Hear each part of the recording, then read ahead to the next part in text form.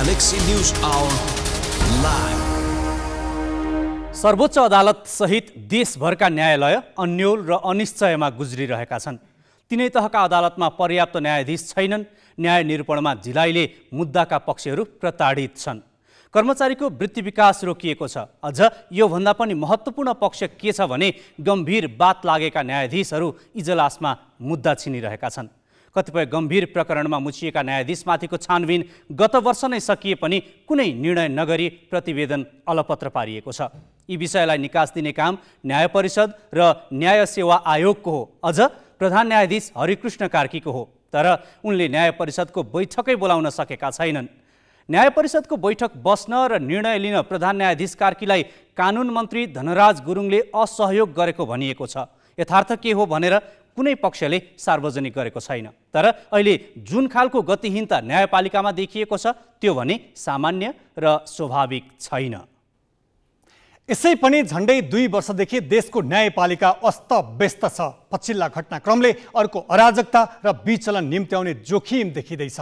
यो समस्या आउन नदिन कार्यपालिकाले न्यायपालिकालाई आफ्नो स्वाभाविक गतिमा चल्न दिनुपर्छ। किनभने न्यायपालिकाले आफ्नो स्वतन्त्र योजना बनाउँछ र त्यसको कार्यान्वयन पनि स्वतन्त्र तवरले नै गर्ने गर्छ। त्यसमा कार्यकारीले सहयोग र सहजीकरण बाहेक अरू केही गर्न पाउँदैन। कानुन मन्त्री न्याय परिषदमा सदस्य हुने भनेको उनले न्यायाधीशको भाग खोज्ने वा न्यायपालिकामा घुसपैठ गर्न पाउनुपर्छ भनेर पक्कै होइन। न्यायिक नेतृत्वले चालेका कदममा टाङ अड्याउने अधिकार त उनलाई झनै छैन। अझ मन्त्री धनराज गुरुङ नेपाली काङ्ग्रेसमा लोकप्रिय मतका साथ निर्वाचित भएका उपसभापति हुन्। तुलनात्मक रूपमा नेतृत्वका असङ्गत विचार र व्यवहारलाई असहमति राख्न सक्छन् भन्ने छवि उनले बनाएका छन्।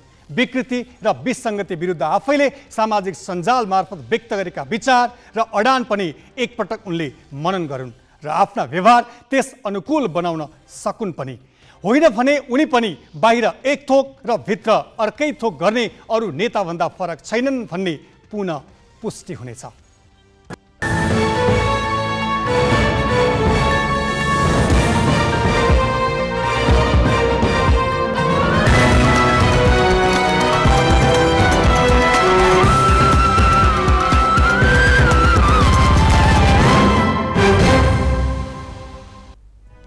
नमस्कार, यो हो गैलेक्सी न्यूज आवर। अब हेडलाइंस।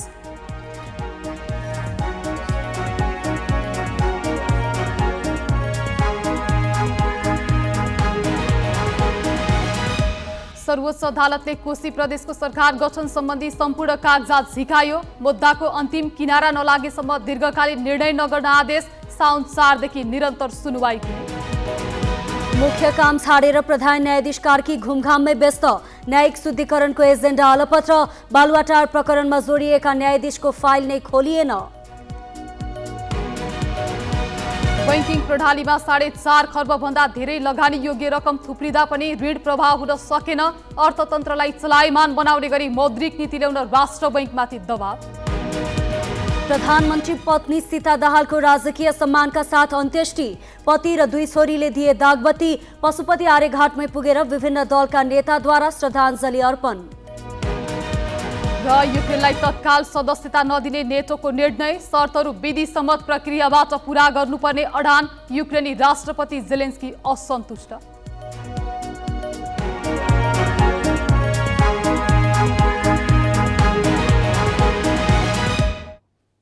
बहुचर्चित बालुवाटार स्थित ललिता निवासको सरकारी जग्गा किर्ते गरी व्यक्तिको नाममा हत्याएको प्रकरणमा प्रहरीको केन्द्रीय अनुसन्धान ब्युरोले अनुसन्धानलाई तीव्र बनाएको छ। यसै प्रकरणमा अख्तियार दुरुपयोग अनुसन्धान आयोगले 2076 माघ 22मा नै भ्रष्टाचार कसुरमा 175 जना विरुद्ध विशेष अदालतमा मुद्दा दर्ता गरिसकेको छ। तीमध्ये 174 प्रतिवादीका हकमा अहिले पनि मुद्दा विचाराधीन छ। तिनैमध्ये केहीलाई अहिले सिआइबीले अनुसन्धानमा तानेको छ भने त्यसबेला छुटेकाहरू पनि भत्ताभत्त पक्राउ पर्दैछन्। तर ती 175 जनामध्ये 1 जना यस्ता भाग्यमानी पात्र छन् जसका विरुद्धमा अख्तियारले दायर गरिसकेको मुद्दा सर्वोच्च अदालतले निष्क्रिय बनाइदिएको छ भने सिआइबीले पनि उनीमाथि कारबाही चलाउँछ कि चलाउँदैन भन्ने यकिन छैन। गत आइतबार केन्द्रीय अनुसन्धान ब्युरो सिआइबीले सञ्चार मन्त्रालयका बहालवाला सचिव कृष्ण बहादुर राउतलाई विमानस्थलबाट पक्राउ गर्यो। राउत 2066 कार्तिकदेखि 2067 फागुनसम्म भौतिक योजना मन्त्रालयको आर्थिक प्रशासन शाखा अधिकृत थिए। माधव कुमार नेपाल नेतृत्वको सरकारले प्रधानमन्त्री तथा प्रधान न्यायाधीशको निवास विस्तार गर्ने नाममा नक्कली मोहीलाई जग्गा सट्टा भर्ना दिने निर्णय गरेको थियो। उक्त निर्णयका लागि प्रस्ताव भएको मिसिलको टिप्पणी राउतले उठाएका थिए। टिप्पणी सहसचिव, सचिव, मन्त्री हुँदै तहगत रूपमा सदर गरेर मन्त्री परिषदमा पुर्याएको थियो। सोही निर्णयका कारण नेपाल सरकारको नाममा रहेको बालुवाटारको करिब 25 रोपनी जग्गा भूमाफियाको चलखेलमा व्यक्तिका हातमा पुगेको थियो। भूमाफियाले वडा, गुठी संस्थान, मालपोत, नापी लगायतका निकायबाट नक्कली कागज बनाई मोही खडा गरेका थिए। जुन टिप्पणी उठाएर जग्गा हत्याउन भूमाफिया सफल भएका थिए त्यसमा भूमाफियाकै भाषामा कानुनी राय दिने व्यक्ति थिए भौतिक योजना मन्त्रालयका तत्कालीन कानुन उपसचिव विनोद कुमार गौतम। गौतम हाल जिल्ला न्यायाधीश छन्। उनी 2072 साउन 21 गते न्यायाधीश पदमा नियुक्त भएका थिए। नक्कली मोही खडा गरी बालुवाटारको सरकारी जग्गा घोटाला गरेर भ्रष्टाचार गरेको देखिएपछि गौतमलाई तत्कालीन कर्मचारीकै हैसियतमा अख्तियारले भ्रष्टाचार मुद्दामा प्रतिवादी बनाएको थियो। तर गौतम आफू बहालवाला न्यायाधीश भएकाले न्याय परिषद बाहेक अरू कुनै निकायले मुद्दा चलाउन र अनुसन्धान गर्न नपाउने भन्दै सर्वोच्च अदालत गए। न्यायाधीश त्रय आनन्द मोहन भट्टराई, अनिल कुमार सिन्हा र बमकुमार श्रेष्ठको पूर्ण इजलासले 2078 फागुन 12 गते उनका पक्षमा आदेश जारी गरिदियो। सर्वोच्चले अख्तियारले मुद्दा चलाउनु अघि न्याय परिषदमा जानकारी नगराएको र बहालवाला न्यायाधीशमाथि अख्तियारले छानबिन गर्न तथा मुद्दा दायर गर्न नसक्ने व्याख्या सर्वोच्चले गरिदियो। बरु न्याय परिषदले छानबिन गरी मुद्दा चलाउन सक्ने सर्वोच्चले आदेशमा उल्लेख गर्यो। तर 1.5 वर्ष बितिसक्दा पनि न्याय परिषदले त्यो फाइल पल्टाएको छैन। होइन, त्यस्तो होइन। अब परिषदले गर्न उपयुक्त छ, कारबाही गर्नुपर्ने छ भने कारबाही पनि गर्छ। होइन, अब उपयुक्त छैन भने कारबाही नगर्न नि सक्छ। परिषदको कुरा हो त। अब उहाँहरूले हेर्नुहुन्छ, डकुमेन्ट हेर्नुहुन्छ, प्रमाण हेर्नुहुन्छ, के हो कसरी ऊ भयो होइन। बाँकी त परिषदले गर्ने कुरा हो नि। किनभने त्यहाँ त 5 जनाले अब भनौँ त्यत्र योग्यतम व्यक्तिहरू बसेको एउटा परिषद भनौँ, समिति भनौँ न, परिषद भनौँ, त्यत्रले व्यक्तिहरूले त्यत्तिकै उसमा त निर्णय हुँदैन। निर्णय हुँदा नि आधार, कारण, औचित्यता सबै हेरेर गर्नुहुन्छ नि। गर्दाखेरि त्यसो त बहालवाला न्यायाधीशमाथि न्याय परिषद बाहेक अन्य निकायले छानबिन तथा अनुसन्धान गर्नै नपाउने भने होइन। सम्बन्धित निकायले न्याय परिषदलाई जानकारी गराएर आवश्यक अनुसन्धान गरेर मुद्दा चलाउन सक्छ। ललिता निवास जग्गा घोटाला प्रकरणमा अभियुक्त बनाइएका न्यायाधीश विनोद गौतमका हकमा पनि अख्तियारले परिषदलाई जानकारी नगराएकै कारण सर्वोच्च अदालतले गौतमको पक्षमा फैसला सुनाएको न्यायकर्मीहरू बताउँछन्। तर न्याय परिषदले पनि त्यसमा मौनता साधेर अभियुक्तलाई जोगाउने काम गरिरहेको छ। होइन, गर्नु नपर्ने हो, त्यो गरिदियो भने गर्नु नपर्ने हो भने नि। खालि न्यायाधीशको पद धारण गरे आधारमा चाहिँ उसले मुक्ति पाउँदैन कि। उसले फेरि के भने पहिलो काम कारबाही त सर्वोच्चले भनिदिनु पर्थ्यो नि त। पहिलो काम कारबाही भएको हुनाले न्यायाधीशको पदमा बसेको हुनाले यतिसम्म त्यो अभिक्रमले त्रुटि गरे हो। तर उसले चाहिँ न्यायाधीश हुनुभन्दा अगाडिको काम कारबाहीको हकमा चाहिँ उसले चाहिँ त्यसको चाहिँ अनुसन्धान र त्यो मुद्दाको चाहिँ उसले चाहिँ जवाफदेही हुनुपर्छ भनेर भनिदिनु पर्थ्यो। त्यो नभनिदिएको चाहिँ त्रुटिपूर्ण हो। यसमा अन्यथा भन्ने ठाउँै छैन। यता केन्द्रीय अनुसन्धान ब्युरो CIB ले पनि आफ्नो ढङ्गले अनुसन्धान गरिरहेको छ। यस प्रकरणमा हालसम्म सञ्चार तथा सूचना प्रविधि मन्त्रालयका सचिव कृष्ण बहादुर राउत, भूमि व्यवस्था विभागका तत्कालीन महानिर्देशक रुद्रप्रसाद श्रेष्ठ, भाटपटिनी सुपरमार्केटका सञ्चालक मीन बहादुर गुरुङ र पूर्व निर्वाचन आयुक्त सुधीर कुमार शाह सहित 17 जना प्रहरी हिरासतमा छन्। यसै प्रकरणमा अख्तियारले अभियुक्त बनाएपछि न्याय परिषदमा तानिएका न्यायाधीश विनोद गौतमलाई प्रहरीले प्रक्रिया पुर्याएर अनुसन्धानमा तान्छ वा तान्दैन त्यो भने हेर्न बाँकी नै छ। क्यामेरामा रिकेश सिंहका साथमा शिखा श्रेष्ठ, ग्यालेक्सी 4K, काठमाडौँ। हरिकृष्ण कार्की प्रधान न्यायाधीश भएपछि न्याय परिषदको बैठक एकपटक मात्र बस्यो। न्यायाधीश नियुक्तिको एजेन्डा सहित बसेको बैठकमा अध्यक्ष र सदस्यहरू बीच सहमति हुन नसकेपछि अर्को बैठक बोलाउने भनेर स्थगित गरियो। तर त्यसपछि अर्को बैठक बस्नै सकेन। परिषद बैठक नबस्दा न्यायाधीश नियुक्ति, सरुवा र कारबाही हुन सकेको छैन। परिषद अध्यक्ष समेत रहेका प्रधान न्यायाधीश कार्की भने अहिले खास गर्नुपर्ने महत्त्वपूर्ण काम अलपत्र पारेर घुमघाममै व्यस्त छन्। प्रधान न्यायाधीश हरिकृष्ण कार्कीले 8 महिना न्यायालयको कायम मुकायम नेतृत्व सम्हाले। चाहेका भए उनले त्यही बेला पनि धेरै काम गर्न सक्थे, तर उनलाई प्रधान न्यायाधीशको नियुक्ति दिन ढिलाइ गरिएकाले त्यही कारण महत्त्वपूर्ण निर्णयका लागि अग्रसरता देखाएनन् कि भन्ने आम अनुमान थियो। तर उनी प्रधान न्यायाधीश भएपछि पनि उनको सक्रियतामा कुनै फरक परेको छैन। कामको प्राथमिकता पनि कति फेरिएको छैन। जस्तो पहिलादेखि नै उनी संलग्न भएका अभियान तथा पहल कदमी तथा तत्कालको आवश्यकता हेर्दा अहिलेका प्रमुख प्राथमिकता हुन् प्रभावकारी न्याय सम्पादन, न्यायाधीश नियुक्ति, बदनाम न्यायाधीशमाथि कारबाही र न्यायालयका व्यथिति नियन्त्रण सम्बन्धी उनले नै दिएको प्रतिवेदनको कार्यान्वयन। तर उनी अहिले देश दौडाहामा व्यस्त छन्। असार 21 गते दाङ भ्रमणमा गएका उनले भोलिपल्ट त्यहाँको जिल्ला अदालत भवन उद्घाटन गरे। 22 गते बुटौल बसेका उनी अर्को दिन काठमाडौँ आए। त्यसको भोलिपल्ट उनी विराटनगर गएर कार्की वंशको कार्यक्रममा सम्मान थापे। 25 गते उदयपुर जिल्ला अदालतको भवन उद्घाटन गरेका उनी पूर्वी पहाडका खोटाङ, ओखलढुङ्गा र सोलुखुम्बुमा पनि सम्मान थाप्न र तीर्थाटन गर्नमै व्यस्त भए। न्यायपालिकाकै नेता एवं न्याय परिषद अध्यक्ष समेत रहेका कार्की न्याय परिषदको बैठक डाकेर छानबिन सकिएका न्यायाधीशका हकमा कारबाही र अरू बदनाम न्यायाधीशमाथि छानबिनको निर्णय गरेर पदपूर्तिमा समेत ध्यान दिनुपर्नेमा घुमघाम भाषण र उपदेशमा रमाएका देखिन्छन्। पहुँचवालाहरूले चाहिँ मतलब छिटो छिटो न्याय प्राप्त गर्छन्, पहुँच नभएकाहरूलाई चाहिँ वर्षौं कुर्नुपर्छ भन्ने पनि आरोप लाग्ने गर्छ। त्यसैले हामी न्यायालयमा काम गर्नेहरूले सबैको लागि समान व्यवहार नै गर्ने हो, गर्नु पनि पर्छ र न्यायालयले कहिल्यै पनि असमान र विवेकपूर्ण व्यवहार गर्नु अदालतको लागि स्वीकार्य हुँदैन। कुनै पनि अदालतबाट, कुनै पनि कर्मचारीबाट, कुनै पनि न्यायाधीशबाट यो कुराको अपेक्षा गरिँदैन र हुनु पनि हुँदैन। न्याय परिषद ऐनमा पुनरावेदन सुन्ने अदालतले आफ्नो अदालतको न्यायाधीश खटाई मातहतका अदालत, न्यायिक वा अर्धन्यायिक निकाय वा अधिकारीको कार्यालयको वर्षमा कम्तीमा एक पटक निरीक्षण गर्नुपर्ने व्यवस्था छ। सोही व्यवस्थामा टेकेर सर्वोच्चका न्यायाधीश आर्थिक वर्षको अन्त्यमा जिल्ला भ्रमणमा जाने गरेका छन्। प्रधान न्यायाधीश कार्की सहित अन्य न्यायाधीश पनि जिल्ला भ्रमणमा निस्किँदा दैनिक न्याय सम्पादनका काम पनि प्रभावित भएका छन्। 21 जना दरबन्दी रहेको सर्वोच्च, 160 दरबन्दी रहेको उच्च र 287 दरबन्दी रहेको जिल्ला अदालतमा दरबन्दी अनुसारको न्यायाधीश नियुक्त त गरिएको छैन नै। काममा कैफियत देखिएपछि परेका उजुरीमा समेत छानबिन हुन सकेको छैन। न्याय परिषदमा अहिले उच्च र जिल्ला अदालतका न्यायाधीश विरुद्ध करिब 300 उजुरी विचाराधीन छन्। परिषद भने कारबाहीको प्रक्रिया लामो हुने भएकाले तत्काल किनारा लाग्न नसकेको तर्क गर्छ। उजुरीहरू दिन प्रतिदिन बढ्दोमा सङ्ख्यामा छन्।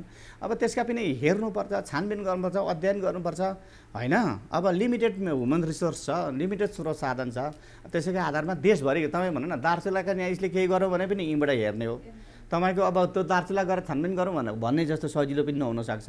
राजविराजका न्यायाधीशले गरे पनि यहीँबाट हेर्ने हो हेर्नु होइन। त्यसो भयो भने देशैभरिको हेर्दाखेरि अब फेरि अथोरिटी कसलाई छ भन्दाखेरि परिषदका 2 जना मेम्बर अथवा परिषदले तोकेको कोही सर्वोच्चको न्यायाधीशलाई बाहेक मात्रै अथोरिटी हुन्छ। कार्की 65 वर्षे उमेर हदका कारण आगामी साउन 20 गते अवकाशमा जाँदैछन्। न्यायाधीश नियुक्ति र कारबाहीको एजेन्डामा कानुन मन्त्री धनराज गुरुङले सहयोग नगरेका कारण कार्कीले न्याय परिषद बैठक नडाकेको बुझिएको छ। तर 5 सदस्यीय न्याय परिषदमा कानुन मन्त्री 1 सदस्य मात्र हुन्।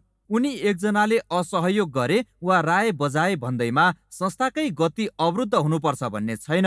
यदि कार्यपालिकाका तर्फबाट उनले न्यायपालिकालाई असहयोग गर्न खोजेका हुन् भने त्यो झनै गम्भीर विषय हो। कार्कीले नै यसबारे यथार्थ सार्वजनिक गर्न सक्छन्। निर्णय नेपालको न्याय परिषदको इतिहासमा हेर्दाखेरि बहुमतले र सदस्य पदै रिक्त भएको अवस्थामा पनि न्याय परिषदले न्यायाधीश सिफारिस गरेको छ, निर्णय गरेको छ। तर त्यो पद्धति राम्रो होइन, त्यो राम्रो पद्धति होइन। सबै बसेर 5 जना बसेर निर्णय गर्नुपर्छ। हेर्नुहोस्, यसमा कानुन मन्त्री नभएर निर्णय गर्ने, अर्को सदस्य नभएर निर्णय गर्ने र विज्ञ सदस्य नभए त्यस्तो परिस्थितिको गर्नु हुँदैन। यो न्यायालय हो। सकेसम्म नियुक्तिहरू अत्यन्तै त्यो चाहिँ के भने विवाद रहित हुनुपर्छ। 1 महिना भए पनि 1 दिन भए पनि प्रधान न्यायाधीश नै हुन्। कोही व्यक्ति कति दिन पदमा रह्यो भन्दा पनि उसले पदमा रहँदा के कति काम गर्यो भनेर इतिहासले मूल्याङ्कन गर्दछ। त्यसैले यदि कार्की आफ्नो पदप्रति इमान्दार छन् भने इतिहासले दिएको अवसर र जिम्मेवारी सम्झेर भए पनि आफ्ना खास काम, एजेन्डा र बाचामा केन्द्रित हुनुपर्दछ। क्यामेरामा सुशील बास्कोटाका साथ बासु खड्का, ग्यालेक्सी 4K, काठमाडौँ। प्रधान न्यायाधीशको पदावधि सकिँदै गर्दा सर्वोच्च बारले त्यसअघि नै प्रधान न्यायाधीश नियुक्तिका लागि संवैधानिक परिषदलाई आग्रह गरेको छ। बुधबार बसेको सर्वोच्च बारको बैठकपछि उसले परिषद अध्यक्ष समेत रहेका प्रधानमन्त्रीलाई पत्रचार गर्दै पद रिक्त हुनु 1 महिना अघि नै नियुक्तिका लागि सिफारिस हुनुपर्ने कानुनी व्यवस्थाको स्मरण गराएको हो। सर्वोच्च अदालत र न्याय परिषदलाई समेत बोधार्थ दिएको पत्रमा बारले भावी प्रधान न्यायाधीश नियुक्तिका लागि सिफारिस गर्ने दायित्व परिषदको भएको उल्लेख गर्दै संवैधानिक व्यवस्था अनुसार प्रक्रिया अगाडि बढाउन माग गरेको छ। अब केही न्यूज संक्षेपमा। सर्वोच्च अदालतले कोशी प्रदेशको सरकार गठन सम्बन्धी सम्पूर्ण कागजात झिकाउने आदेश दिएको छ। न्यायाधीश सपना प्रधान मल्लको इजलासले आज सरकार गठन सम्बन्धी कागजात झिकाउने आदेश दिएको हो। कांग्रेस संसदीय दलका नेता उद्धव थापालाई मुख्यमन्त्रीमा नियुक्त गर्ने सन्दर्भमा पेश भएको दावी सहितको प्रस्ताव र प्रदेश प्रमुखले 21 असारमा गरेको निर्णयको सक्कली फाइल झिकाउन आदेश दिएको हो। इजलासले मुद्दाको अन्तिम किनारा नलागेसम्म दीर्घकालीन प्रभाव पार्ने कुनै पनि निर्णय नगर्न आदेश दिएको छ। सर्वोच्चले साउन 3 गतेभित्र सरकार गठनको सवालमा लिखित जवाब पेश गर्न कोशी प्रदेश प्रमुख, मुख्यमन्त्री, कोशी प्रदेशका सभामुख लगायतका नाममा कारण देखाउ आदेश जारी गरेको छ। रिटमाथि साउन 4 गतेदेखि निरन्तर सुनवाई हुने पनि आदेशमा उल्लेख छ। सभामुख समेतको हस्ताक्षरका आधारमा गठन भएको सरकार गैर संवैधानिक हुने दावी गर्दै एमाले संसदीय दलका नेता हिक्मत कार्की सर्वोच्च पुगेका थिए। 93 सदस्यीय कोशी प्रदेश सभामा बहुमतका लागि 47 मत आवश्यक पर्छ। कोशीमा एमालेका 40, राप्रपाका 6 सांसद छन्। अर्कोतर्फ कांग्रेसका 29, माओवादी केन्द्रका 12, एकीकृत समाजवादीका 4 र जनता समाजवादीका 1 सांसद छन्। सभामुख बाबुराम गौतम समेतको हस्ताक्षरमा सत्ता गठबन्धनले सरकार बनाउन आवश्यक 47 सांसद जुटाएको थियो। जिल्ला प्रहरी कार्यालय सिराहामा प्रहरी जवानलाई बाँधेर यातना दिएको विषयमा मध्य प्रदेश प्रहरी कार्यालयले छानबिन सुरु गरेको छ। जिल्ला प्रहरी कार्यालय सिराहामा कार्यरत प्रहरी जवान अनु यादवलाई अनुशासन उल्लङ्घनको आरोपमा शारीरिक यातना दिएको घटना बाहिर आएपछि छानबिन समिति गठन गरिएको हो। प्रहरी नायब उपरीक्षक ज्ञानकुमार महतोको संयोजकत्वमा 5 सदस्यीय छानबिन टोली गठन गरेको प्रदेश प्रहरी कार्यालयले जनाएको छ। जवान राईलाई प्रहरी निरीक्षक हेमन्त राईले अनुशासनका नाममा शारीरिक यातना दिएको भिडियो सामाजिक सञ्जालबाट बाहिरिएको थियो। लम्पी स्किन रोगका कारण पशु चौपाया गुमाएका किसानहरूले क्षतिपूर्तिको माग गर्दै पशु सेवा विभाग परिसरमा धरना दिएका छन्। उनीहरूले उचित क्षतिपूर्ति सहित सरकार समक्ष 6 बुँदे माग अघि सारेका छन्। आज ललितपुरको हरिहर भवन स्थित पशु सेवा विभाग परिसरमा धरना दिन पुगेका उनीहरूले रोग नियन्त्रण र पीडित किसानलाई राहत दिन सरकारले चासो नदेखाएको गुनासो गरे। लम्पी स्किन महामारीका कारण विस्थापित किसानहरूको पुनर्स्थापना र बिमाको भुक्तानी तत्काल गर्न उनीहरूले माग अघि सारेका छन्। त्यस्तै पीडित किसानलाई राहत घोषणा, महामारीबाट मरेका पशुहरूको लगत सङ्कलन गर्नुका साथै रोग नियन्त्रणका लागि तत्काल भ्याक्सिनको व्यवस्था गर्न पनि उनीहरूले माग गरेका छन्। डडेलधुरामा निर्माण सम्पन्न नहुँदै सडक कालोपत्रे उप्किएको छ। अमरगढी नगरपालिकाको घटाल चिम्रीकोट सडक निर्माण नसकिँदै कालोपत्रे उप्किएको हो। गुणस्तरमा लापरवाही गरिएपछि कालोपत्रे उप्किए पनि नियामक निकायले ठेकेदार कम्पनीलाई कारवाही गरेको छैन। कुल 1345 मिटर कालोपत्रेको काम धुलिखेल LB&AB शिवलिङ्ग जेबीले 4 करोड 65 लाख रुपैयाँमा जिम्मा लिएको हो। करिब 100 मिटर कालोपत्रे गर्न बाँकी सधैँ कालोपत्रे उप्किन थालेको छ भने सडक छेउमा लगाइएका वाल फत्किन थालेका छन्। मानिस हिँड्दा र मोटरसाइकल मात्रै सञ्चालनमा रहँदा पनि कालोपत्रे उप्किन थालेपछि स्थानीयवासी आक्रोशित बनेका छन्। यता नगरपालिका भने केही ठाउँमा पानी जमेका कारण कालोपत्रे उप्किएको भन्दै ठेकेदारको बचाउ गरेको छ।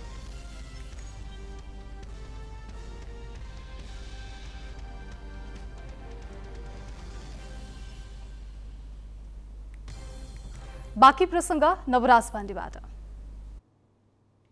फुटपाथ अतिक्रमण विरुद्ध आक्रामक अभियान थालेको काठमाडौँ महानगरपालिकामाथि यतिखेर अमानवीय व्यवहार देखाएको आरोप लागेको छ। सामाजिक सञ्जाल मार्फत नगर प्रहरीले देखाएका कतिपय व्यवहारले आरोपलाई पुष्टि पनि गर्छ। व्यस्त सहरका बीच फुटपाथ कब्जा गरेर व्यापार गर्नेहरूलाई हटाउने अरू सहज उपाय खोज्दै नखोजे किन महानगर प्रहरी यति अमानवीय बनेको भनेर आज राजधानीमा एक समूहले प्रदर्शन पनि गरेको छ।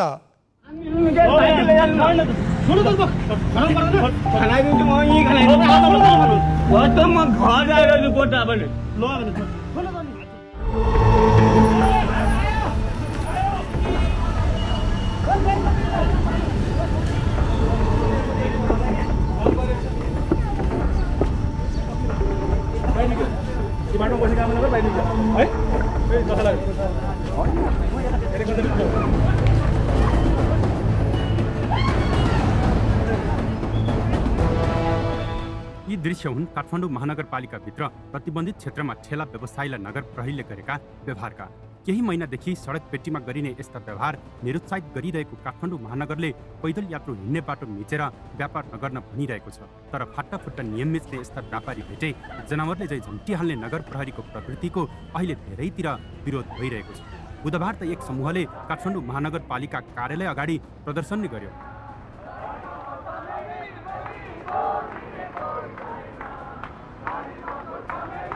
जीविकाको लागि थोरै स्रोत भएको मान्छेहरूले चाहिँ अब जीविका पालनलाई सानसानो व्यापारहरू गरिरहेछन्।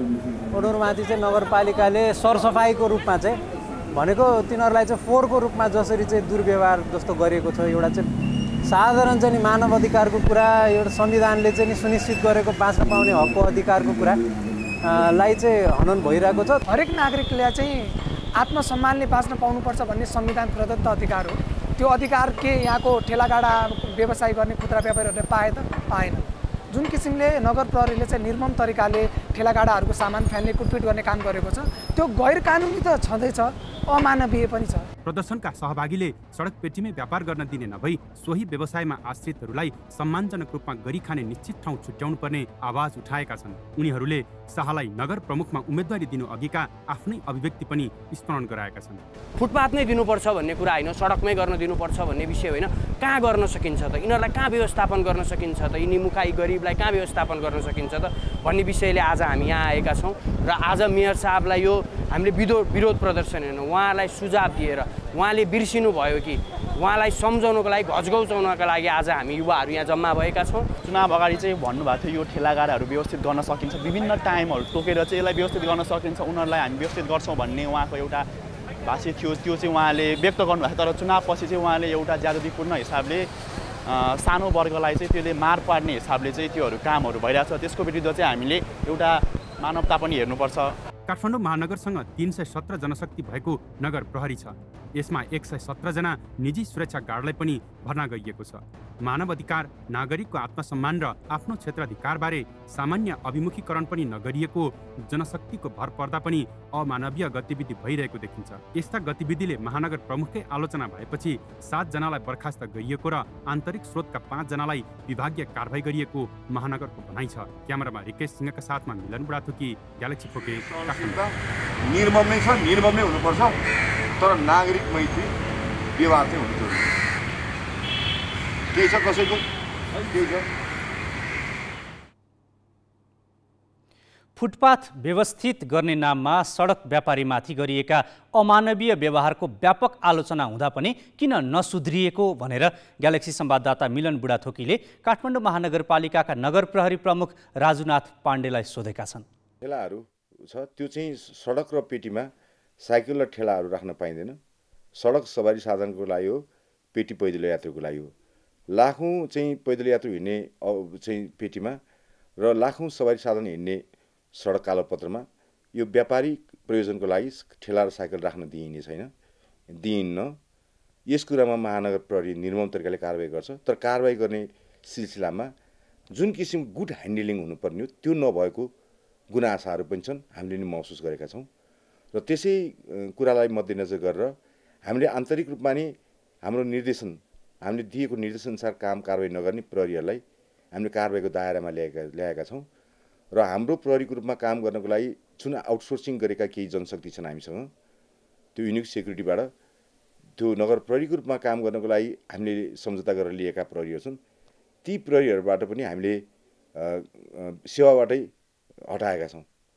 7 जना चाहिँ नगर प्रहरीको रूपमा काम गर्न पठाइएका चाहिँ प्रहरीहरूलाई हामीले चाहिँ हाम्रो सेवाबाट हटाएका छौँ र आन्तरिक रूपमा पनि स्थायी रूपमा रहेका कर्मचारीहरूलाई हामीले विभागीय कारबाही गरेका छौँ र पटक पटक सम्झाएका छौँ र हामीले यहाँ काउन्सिलिङ बोलाएर काउन्सिलिङ गरेको छौँ, यस्तो नगर्न भनेका छौँ र आज बिहान मात्रै पनि मैले पुनः फेरि बोलाएर नागरिक मैत्री हिसाबले हामी प्रहरीले काम गर्नुपर्छ, हाम्रो जिम्मेवारीभित्र बसेको रहेको कुराहरू र गर्नुपर्ने कुराहरू हामी गर्छौँ नै, इन्क्लोजमेन्ट हुन दिँदैनौँ, नागरिकको अधिकारलाई सुनिश्चित गर्छौँ, सडक पेटीमा व्यापार हुन दिन्नौँ, हाम्रो बिहेभियर पार्टमा केही कमजोरी भएको र गुनासाहरू आएको सन्दर्भमा हामी त्यसलाई सच्याउन तयार छौँ, सच्चिनुपर्छ र जसरी नागरिकले आफ्नो अनुशासन पालन गर्नुपर्छ त्यस्तै महानगर प्रहरीमा कार्यरत प्रहरीले पनि अनुशासन पालन गर्नुपर्छ भन्ने कुरालाई हामी चाहिँ हेक्का राखेको छौँ र त्यही अनुसार नै अगाडि बढ्छौँ हामी। उत्तर एटलान्टिक सन्धि संगठन नेटोले युक्रेनलाई तत्काल सदस्यता नदिने निर्णय गरेको छ। लिथुआनियामा जारी शिखर सम्मेलनले युक्रेनलाई प्रक्रिया छुट्याएर तत्काल सदस्यता दिन नसकिने निर्णय गरेको हो। नेटोमा आबद्ध मुलुकका शीर्ष नेताले युक्रेनले नेटो सदस्य हुनका लागि शर्तहरू विधिसम्मत प्रक्रियाबाट पूरा गर्नुपर्ने बताएको अन्तर्राष्ट्रिय सञ्चार माध्यमले जनाएका छन्। यद्यपि रुससँग युद्ध समाप्त गर्न युक्रेनलाई आवश्यक पर्ने सुरक्षा र हतियार निरन्तर उपलब्ध गराउने निर्णय भएको छ। 2 दिन अघि मात्रै अमेरिकाका राष्ट्रपति जो बाइडेनले युक्रेन नेटोका लागि तत्काल सक्षम नभएको बताएका थिए। यसैबीच सदस्यता नदिने नेटोको निर्णयप्रति युक्रेनी राष्ट्रपति भ्लादिमिर जेलेन्स्की असन्तुष्ट बनेका छन्। जेलेन्स्कीले सम्मेलनको कुनै अर्थ नभएको टिप्पणी गरेका हुन्। युक्रेनले लामो समयदेखि आफूलाई नेटोमा सामेल गराउन आग्रह गर्दै आएको छ। रुससँगको युद्ध जित्नका लागि पनि नेटो सदस्यता आवश्यक भएको राष्ट्रपति जेलेन्स्कीको तर्क छ। उत्तर कोरियाले पूर्वी तटबाट लामो दूरीको ब्यालिस्टिक क्षेप्यास्त्र प्रहार गरेको छ। दक्षिण कोरियाका जोइन्ट चिफ अफ स्टाफले प्योङयाङ क्षेत्रबाट उत्तर कोरियाले आज दिउँसो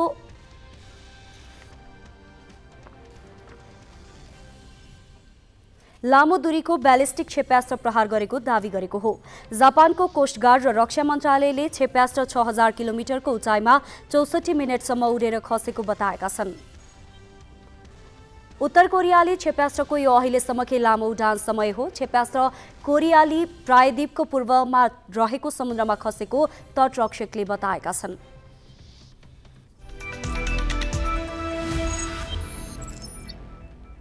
सातौं प्रधानमन्त्री cup NBA club league volleyball अन्तर्गत महिलातर्फ नेपाल पुलिस क्लब फाइनल प्रवेश गरेको छ। राष्ट्रिय खेलकुद परिषदको कबड हलमा आज भएको खेलमा पुलिसले एपीएफलाई 25-16, 25-15 र 26-24 को सोझो सेटमा हरायो। पुलिस 4 खेलमा 12 अङ्कका साथ शीर्ष स्थानमा छ। अब न्यू डायमन्ड र एपीएफ मध्ये एक टोली फाइनलमा पुग्नेछ। पुरुषतर्फ आज त्रिभुवन आर्मी क्लब र हेल्प नेपालले जित हात पारेका छन्। आर्मीले एपीएफलाई 3-2 को रोमाञ्चक सेटमा हराउँदै फाइनलमा पुग्ने सम्भावना मजबुत बनाएको हो। आर्मीले 4 खेलमा 11 अङ्क बनाएको छ। पराजित एपीएफ 4 खेलमा 3 मा जित र 1 मा हार सहित 10 अङ्कका साथ तेस्रो स्थानमा छ। अर्को खेलमा हेल्प नेपालले नेपाल पुलिस क्लबलाई 25-20, 20-25, 30-28, 18-25 र 24-22 को सेटमा हरायो। हेल्प नेपालले यो जितमा 11 अङ्क जोडेको छ। मिक्स मार्शल आर्ट्स एमएमए द्वारा आयोजित ओमेगा च्याम्पियनशिप यही शनिबार हुँदैछ। च्याम्पियनशिपमा नेपाल र भारतका खेलाडीले प्रतिस्पर्धा गर्नेछन्। एक दिने च्याम्पियनशिपमा कुल 10 स्पर्धामा प्रतिस्पर्धा हुनेछ। प्रोतर्फ 3 र एमेचरतर्फ 10 स्पर्धामा खेलाडीहरूले प्रतिस्पर्धा गर्नेछन्, जसमा भारतका 8 र नेपालका 12 गरी 20 खेलाडीले प्रतिस्पर्धा गर्नेछन्। सबै खेल केजभित्र हुनेछ। एमेचरतर्फ 3 मिनेटको 3 बाउट हुनेछ भने प्रोफेसनलतर्फ 5 मिनेटको 5 बाउट हुनेछ। एमेचरतर्फ सहभागी सबैले 7000 प्राप्त गर्नेछन्। बाउट विजेताले थप 7000 पाउनेछ भने यदि प्रतिद्वन्द्वीलाई नकआउट वा सबमिसनमा हराए थप 7000 प्राप्त गर्नेछ। यसैगरी प्रोफेसनलतर्फ भने सहभागी सबैले 15000 प्राप्त गर्नेछन्। विजेताले थप 15000 र नकआउट वा सबमिसनमा हराए थप 15000 प्राप्त गर्नेछन्।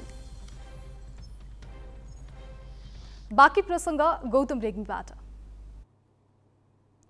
प्रधानमन्त्री पत्नी सीता दाहालको राजकीय सम्मानका साथ पशुपति आर्यघाटमा अन्त्येष्टि गरिएको छ। उनलाई पति पुष्पकमल दाहाल र 2 छोरी रेणु र गङ्गाले दागबत्ती दिए। अन्तिम विदायका लागि विभिन्न दलका शीर्ष नेता पनि आर्यघाट पुगेका थिए। माओवादी शान्ति प्रक्रियामा आएपछि प्रधानमन्त्री दाहालले बेहोरेको पारिवारिक सदस्यको चौथो वियोग हो।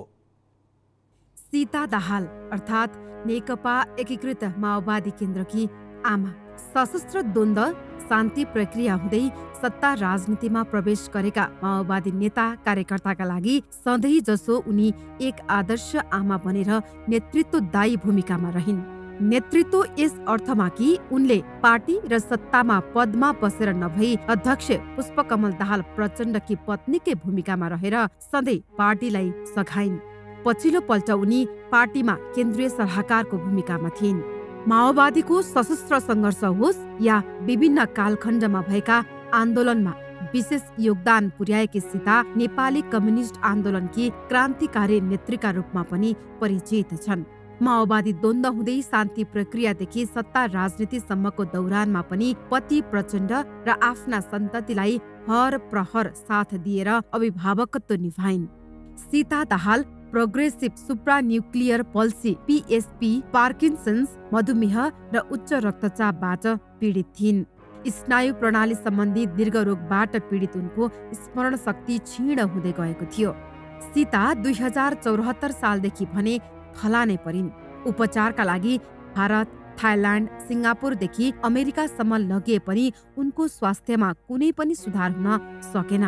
2011 साल असार 21 गते कास्कीको हेम्जामा आमा हरिकला पौडेल र बुबा महेश्वर पौडेलको कोखबाट जन्मिएकी सीताको 2026 सालमा 15 वर्षकै उमेरमा पुष्पकमल दाहालसँग विवाह भयो। कम्युनिस्ट आन्दोलनका नेतृत्वकर्ता दाहालसँगै सीता पनि 2028 पछि कम्युनिस्ट आन्दोलनमा सरिक भइन्।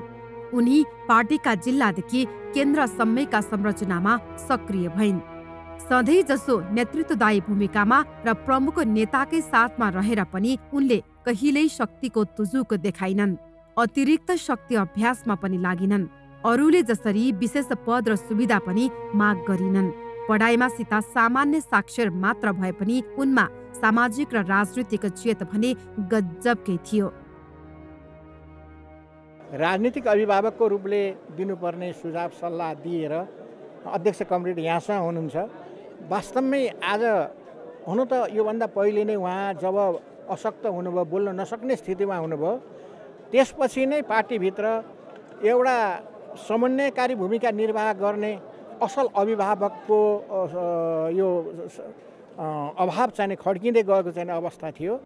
भूमिगत राजनीतिदेखि शान्ति सम्झौता हुँदै मुलुकको कार्यकारी प्रमुखसम्मको दाहालको यात्रामा उनी सल्लाहकारको भूमिकामा रहिन्। पार्टी कामका सिलसिलामा पञ्चायतकाल र माओवादी सशस्त्र सङ्घर्षका बेला भूमिगत जीवन बिताएकी उनले सिङ्गो पार्टीको अभिभावकका रूपमा आफूलाई उभ्याइन्। पार्टीभित्र बेला बेला निम्तिएका सङ्कट र विवाद समाधानका लागि उनले समन्वयकारी भूमिका निर्वाह गरिन्। हरेक अप्ठ्यारोहरूमा पटुका बाँधेर सँगसँगै नै हिँडेको चाहिँ देखिन्छ। त्यस कारणले उहाँको भूमिका महत्त्वपूर्ण थियो। मैले उहाँको मात्र भनिनँ, धेरै चाहिँ एउटा अपवादमा बाहेक सामान्य अवस्थामा चाहिँ हरेक पुरुषहरू सफल हुनुमा महिलाहरूको निर्णायक भूमिका हुन्छ। त्यो भूमिका उहाँको पनि थियो र त्यसमा चाहिँ उहाँले अझ विशेष भूमिका, किनभने उहाँको राजनीतिक पृष्ठभूमि अथवा उहाँको माइतीको ब्याकग्राउन्ड यो सबै कुराहरूलाई हेर्ने हो भनेदेखि ती सबै प्रतिकूलतालाई पनि अनुकूलतामा बदल्ने हिसाबबाट उहाँले चाहिँ राम्रो ढङ्गबाट भूमिका निर्वाह गर्नुभएको थियो। यति मात्र होइन, सीताले विभिन्न समयमा आफ्ना पति र अन्य पार्टी नेताहरूलाई ठूलो दुर्घटनाबाट बचाएको चर्चा माओवादी वृत्तमा हुने गरेको छ। पार्टी एकता कायम गर्न बाबुराम भट्टराई र मोहन वैद्यलाई दबाब दिए पनि यसमा भने उनी सफल भइनन्।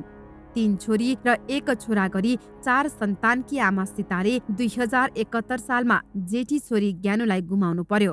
त्यसै गरी 2074 सालमा छोरा प्रकाशको निधनपछि उठ्नै नसक्ने गरी आघातको शिकार भइन्। शान्ति प्रक्रियामा आएपछिको यस अवधिमा प्रधानमन्त्री पुष्पकमल दाहालले पिता, छोरी, छोरा र श्रीमती सहित परिवारका 4 सदस्य गुमाए। तेस्रो पटक प्रधानमन्त्री बन्दा त उनले श्रीमतीसँग खुसी नै साट्न पाएनन्।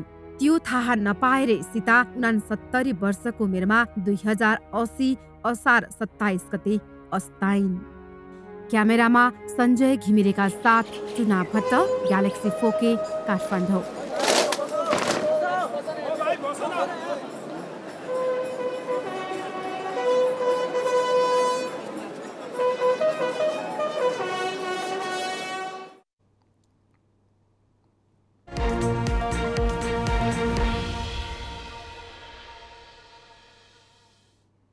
असार मसान्तको प्रभाव सकिएसँगै सेयर बजारमा सुधार देखिएको छ। केही दिनको साइडवेज प्रवृत्तिपछि नेप्सेले फेरि गति लिएको हो। असार मसान्तमा ब्याजको रकम जोहो गर्न लगानीकर्ताहरूले सेयर बिक्री गर्दा पछिल्ला दिनहरूमा बजारले सकारात्मक दिशा लिन सकेको थिएन। आज नेप्से परिसूचक 25.31 अङ्कले बढेर 2097 बिन्दुमा पुगेको छ। 13वटा उपसूचक मध्ये 11वटा बढेका छन्। हाइड्रो पावर उपसमूह सबैभन्दा धेरै 4.41% बढेको छ। कारोबारमा आएका 7वटा कम्पनीका सेयर सकारात्मक सर्किट लेभलमा कारोबार भएको छ। त्यसबाहेक 3वटा कम्पनीका सेयर 9% भन्दा बढीले बढेको छ।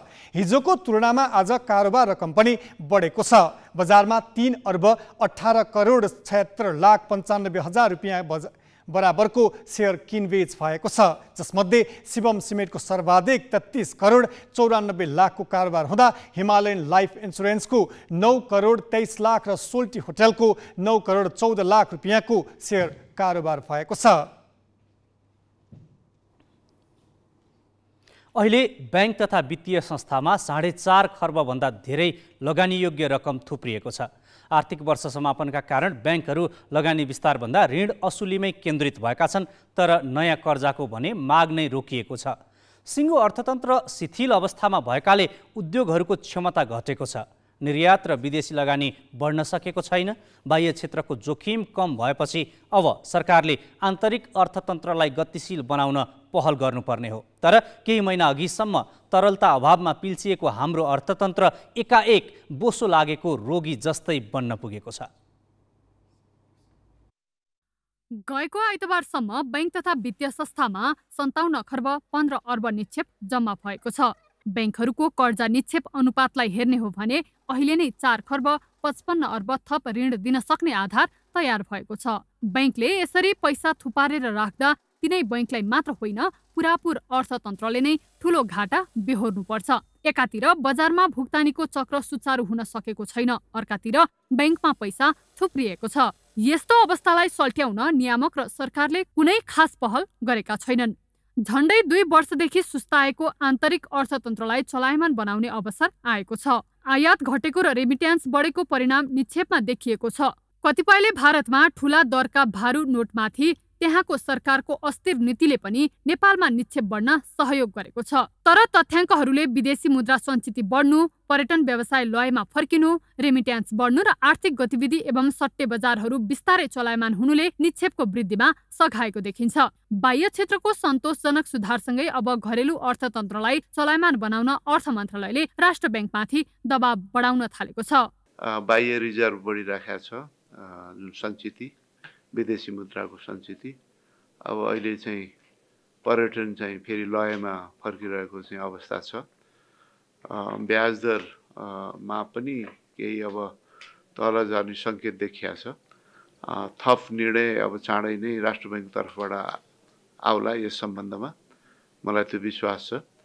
त्यो भयो भने ब्याज दर अलिक तल जाने बित्तिकै ब्याङ्कहरूबाट ऋण प्रवाह हुने बढ्छ र त्यसले गर्दाखेरि बजारमा सक्रियता पनि बढ्छ। अर्कोतर्फ हामीले अब सरकारले बजेट ल्याएको छ र बजेटमा यो पुँजीगत खर्चलाई प्रभावकारी बनाउने चाहिँ हामीले विभिन्न व्यवस्था सुनिश्चित गरेका छौँ। अर्थमन्त्रीले ब्याजदर घटाउन राष्ट्र ब्याङ्कमाथि बढाएको दबावले केन्द्रीय ब्याङ्कको स्वायत्ततामा प्रहार गर्ने धारणाहरू पनि आइरहेका छन्। तर दुई तालुकदार निकाय बीचको हानाथापमा होइन, समन्वयमा अर्थतन्त्रका समस्यालाई दिगो समाधान गर्ने बाटो खोज्नुपर्ने विज्ञहरू बताउँछन्। त्यसो त नेपालमा खुल्ला बजार नीति अनुसार ब्याजदरको समायोजन हुँदैन। कुनै न कुनै रूपमा नियन्त्रित ब्याजदरको अभ्यास पछिल्ला वर्षमा झन बढेको छ। यसले आर्थिक अनिश्चय र नीतिगत अस्थिरता बढाएको देखिन्छ। कर्जाको ब्याजदर नघटेसम्म ठूलो परिणाममा कर्जा प्रवाह नहुने र आर्थिक गतिविधिले नयाँ बुलन्दीको बाटो नसमात्ने जानकारहरूको बुझाइ छ। हाम्रो अहिले हेर्दाखेरि समग्रमा अर्थतन्त्र नै जुन अब सरकारको राजस्वदेखि सबैमा जुन सङ्कुचन आइरहेको छ, त्यसबाट के देखिन्छ भने केही समय कर्जामा शिथिलता रहन्छ। र यो शिथिलताको कारण अब अहिले हाम्रो यही आर्थिक वर्षमा, गत आर्थिक वर्षको दाँजोमा हेर्नुहुन्छ भने करिब 27% ग्रोथ भएको ठाउँमा हामी 3% ग्रोथमा आयौँ। त्यो भनेको मतलब इकोनोमी चाहिँ एकदम शिथिल भएर एकदमै कमजोर भएर गइरहेको अवस्था छ। अहिले चाहिँ नि ब्याङ्कले पुरानो एसेट्सलाई नै म्यानेजमेन्ट गर्नुपर्ने बढी प्राथमिकता देखिन्छ। त्यसले गर्दा अहिले केही समय अझै हामी तरल अवस्थामा रहन्छौँ। सायद यो वर्षको अब आउने वर्षको आधा जति गइसकेपछि बिस्तारै चाहिँ क्रेडिट फ्लोहरू बढ्न सुरु हुन्छ। नेपाल राष्ट्र ब्याङ्क आगामी साउनको पहिलो साता मौद्रिक नीति सार्वजनिक गर्ने तयारीमा छ। अर्थतन्त्रलाई चलायमान बनाउने र ब्याङ्कमा थुप्रिएको रकमलाई बजारमा पठाउनका लागि मौद्रिक नीतिले भूमिका खेल्नुपर्छ। यो चुनौती राष्ट्र ब्याङ्कलाई छ। तर सबैभन्दा ठूलो जोखिम चाहिँ अहिले वित्तीय प्रणालीमा थुप्रिएको पैसालाई फेरि पनि जग्गा र सेयरमै केन्द्रित गर्न व्यापारीहरू मात्र होइन, ब्याङ्कका व्यवस्थापकहरू नै तीव्र लबिङमा उत्रिएका छन्। यस्तो पैसालाई उत्पादनमूलक र रोजगारीमूलक क्षेत्रमा खर्चिनुको साटो फेरि जग्गा र सेयर जस्ता सट्टेबाजीमा पठाउने हो भने यसले दीर्घकालीन वित्तीय जोखिमको जग खन्नेछ। यसमा सरकार र निजी क्षेत्रको दबाव थेगेरै भए पनि दर्बिलो निर्णय लिन राष्ट्र ब्याङ्कले खुट्टा कमाउनुहुन्न। क्यामेरामा जय तामाङका साथमा श्रेष्ठी पराजुली, ग्यालेक्सी 4K, काठमाडौँ। नयाँ बस पार्क बन्न नसकेको र भएको बस पार्क साँगुरो हुँदा पर्यटकीय नगरी पोखरामा सडक छेउछाउमै बस पार्किङ हुन थालेको छ। पृथ्वी चोकमा रहेको पोखरा बस पार्कको क्षमता 100वटा बस अट्न सक्नेछ। तर पोखराबाट लामो र छोटो दूरीकै दैनिक 300 हाराहारीमा बस गन्तव्यका लागि छुट्छन्। 150 हाराहारी बस त सडकबाटै यात्रु चढाएर गन्तव्यतर्फ लाग्छन्। सडकमै पार्किङ र यात्रु झार्ने र चढाउने गर्दा नगरलाई अस्तव्यस्त बनाएको छ भने दुर्घटनाको जोखिम समेत बढेको छ। यातायात आवागमनमा समेत समस्या भएको छ। पोखराबाट सुदूरको धनगढीदेखि पूर्वको काकडभिट्टासम्म लामो दूरीका बस छुट्छन्। त्यसको अलावा काठमाडौँ सहित छोटो दूरीका सवारीको चाप पनि उस्तै छ। पृथ्वी चोकमा भएको बस पार्क साँगुरो हुँदा व्यवसायीले सडक पेटीमै बस पार्किङ गर्छन्, जसका कारण यातायात आवत जावतमा समस्या भएको छ भने व्यवस्थापनमा समेत कठिनाई भएको छ। 100वटा बस अट्न सक्ने बस पार्कको क्षमता छ, तर पोखराबाट लामो र छोटो दूरीका गरी दैनिक 300 बस छुट्छन्। बस पार्क सानो भएकाले पार्किङमा समस्या आएको बस व्यवसायीको भनाइ छ। बस पार्क व्यवस्थित नहुँदा बाध्य भएर लामो दूरीको बस समेत सडकबाटै सञ्चालन गर्नु परेको व्यवसायी बताउँछन्। जुन पहिला यहाँ बस पार्कको लागि त्यति जग्गा भनेर जुन छुट्याइएको थियो, अहिले अतिक्रमण भएर यी जग्गाहरू सब राजनीतिक दलहरूको कारणले गर्दाखेरिमा बस पार्क व्यवस्थित बनाउन नसकेका कारणले गर्दाखेरिमा र गाडी व्यवसायीहरूले मजदुरहरूले बाध्यता हिसाबले गर्दाखेरिमा सडकमा गाडी राख्नु परेको भन्ने बुझ्यो। व्यवसायीको भनाइमा ट्राफिक प्रहरी कार्यालय भने सहमत छैन। बस पार्क सानो भए पनि बस व्यवसायीले धेरै यात्रु चढाउने लोभमा सडक पेटीबाटै बस व्यवसाय सञ्चालन गरेको उसको आरोप छ। सडकबाट गाडी छुट्दा ट्राफिक व्यवस्थापनमा समेत सकस भएको छ। ट्राफिक प्रहरी नै दोषी र ट्राफिक प्रहरी व्यवस्थापन गर्न नसकेर भन्दा पनि सवारी चालकको पनि आफ्नो समस्याको कारणले अथवा चालकले सही समयमा ट्राफिक नियमको पूर्ण पालना नगर्दा पनि ट्राफिक दुर्घटनाहरू भएको हामीले पाउँछौँ। र अर्को पक्षमा यो एरियामा बस पार्क नहुँदा त बस पार्कमा सडकबाट सञ्चालन गर्दा सवारीले लामो रुटमा जाने सवारीले जथाभावी युटर्न राइटर्न गरेर आफ्नो बस पकेटमा जान चाहने अवस्थामा पनि सवारी दुर्घटनाहरू भएको छ र यसले ट्राफिक व्यवस्थापनमा असर गरेको छ। पोखराको पृथ्वी चोकमा सुविधा सम्पन्न बस पार्क निर्माणका लागि 4 दशक अघि नै जमिन लिइएको थियो। 2032 सालमा बस पार्कका लागि 205 रोपनी जमिन लिइएको भए पनि अहिलेसम्म कुनै पनि पूर्वाधार बन्न सकेको छैन। पछिल्लो केही वर्ष यता जग्गा समेत अतिक्रमणको चपेटामा परेकाले बस पार्कको जमिन खुम्चिँदै गएको छ। पोखरा महानगरपालिका भने स्मार्ट सिटीको अवधारणा अनुरूप आगामी आर्थिक वर्षको सुरुदेखि नै बस पार्क निर्माणले गति लिने बताउँछ। नेपाल सरकारको शहरी विकास मन्त्रालय अन्तर्गतको चाहिँ नगर विकास कोष छ, त्यसलाई TDF भनिन्छ। त्यसले हाम्रो त्यसको चाहिँ टोटल DPR बनाउने र चाहिँ बस पार्क बनाउने कुरामा चाहिँ हामीलाई आवश्यक परे लोनको व्यवस्था पनि गर्ने गरिकन व्यवस्थापन हामीले गरेका छौँ र पोखरा बस पार्क बनाउने हामी तयारीमा छौँ। यो वर्ष हामीले त्यसको सम्पूर्ण डिटेल डिजाइन यो वर्ष सक्ने र यो वर्षको अन्तिमसम्म पुग्दाखेरि चाहिँ हामी कन्ट्र्याक्टमा गएर चाहिँ बस पार्क बनाउने प्रक्रिया अगाडि बढाउँछौँ। यो बनाउने क्रममै छ। विश्वस्तरमा नै पर्यटकीय नगरीको रूपमा आफूलाई उभ्याएको पोखराले नगरबाट छुट्ने र प्रवेश गर्ने यात्रुवाहक सवारी व्यवस्थापन गर्न नसक्दा पर्यटक माझ नकारात्मक सन्देश जान सक्छ। अझ अन्तर्राष्ट्रिय विमानस्थल समेत सञ्चालनमा आएपछि पोखराको पर्यटन क्षेत्रले फड्को माने अपेक्षा समेत भइरहेको अवस्थामा आधुनिक बस पार्क निर्माण अनिवार्य भएको छ। ग्यालेक्सी फोकेका लागि पोखराबाट बिन्दु परियारको रिपोर्ट।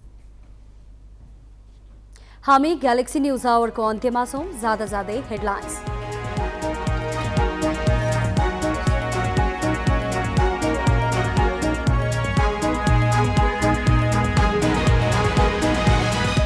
सर्वोच्च अदालतले कोशी प्रदेशको सरकार गठन सम्बन्धी सम्पूर्ण कागजात झिकायो। मुद्दाको अन्तिम किनारा नलागेसम्म दीर्घकालीन निर्णय नगर्न आदेश।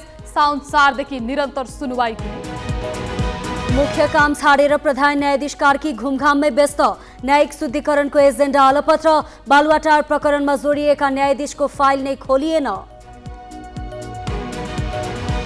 बैंकिङ प्रणालीमा 4.5 खर्ब भन्दा धेरै लगानी योग्य रकम थुप्रिँदा पनि ऋण प्रवाह हुन सकेन। अर्थतन्त्रलाई चलायमान बनाउने गरी मौद्रिक नीति ल्याउन राष्ट्र बैंकमाथि दबाव। प्रधानमन्त्री पत्नी सीता दाहालको राजकीय सम्मानका साथ अन्त्येष्टि। पति र 2 छोरीले दिए दागबत्ती। पशुपति आर्यघाटमै पुगेर विभिन्न दलका नेताद्वारा श्रद्धाञ्जली अर्पण।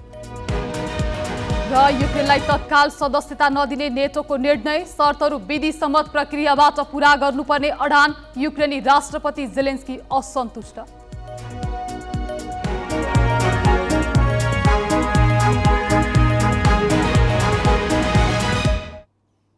आजलाई ग्यालेक्सी न्यूज आवर सकियो। नमस्ते।